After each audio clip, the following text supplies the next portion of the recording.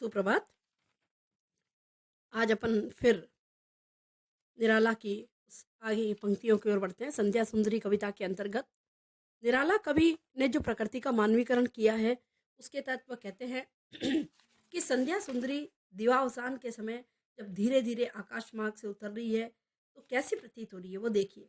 और क्या है, कुछ नहीं, मदिरा की वह नदी बहती आती थके हुए जीवों को ससने। कहते हैं ऐसे प्रतीत हो रही है कि जैसे कोई मदिरा की नदी नशा लगाती हुई आती है। उसी तरह से संध्या सुंदरी संध्या के वक्त धीरे धीरे आसमान से उतरती हुई प्रतीत हो रही है। जैसे थके हुए जीवों को वह ससने प्याला एक पिलाती। जैसे सारे व्यक्ति दिन भर अपना काम काज करके संध्या के समय थक करके जब अपने घर की ओर लौटते हैं तो बस संध्या सुंदरी नायिका धीरे धीरे उन्हें थकान को मिटाने के लिए ऐसा प्रतीत होता है जैसे मदिरा का एक प्याला पिलाती है, सुलाती उन्हें अंक पर अपने। जैसे कोई माँ अपने गोद में बच्चे को उठा के या अपने अंक से लगा के उसकी सारी थकान मिटा देती है, उसी तरह से वह संध्या सुंदरी चर जगत के समस्त मनुष्यों की थकान मिटाने को आतुर है। दिखलाती फिर विस्तृति के उस अगणित मीठे सपने।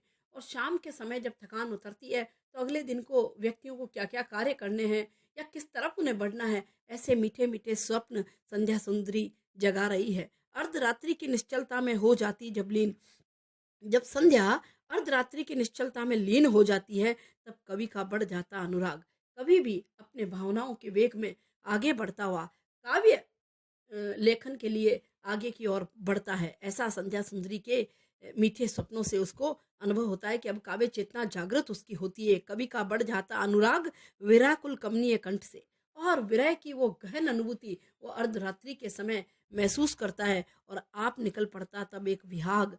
तब उसके शब्दों से न जाने कितने भाव निश्रित होते हैं और हमारे पाठकों के हृदय पर राज्य करने लगते हैं। यानी संध्या सुंदरी के संध्या के समय जो थकान मिटाने का क्रम कवि ने बतलाया है वो अर्धरात्रि तक आकर विरहानुभूति को जगाकर कवि के सुंदर कंठों से वो भाव बनकर उभर पड़ती है। ऐसा इस कविता में बहुत सुंदर अंदाज से व्यक्त हुआ है। धन्यवाद।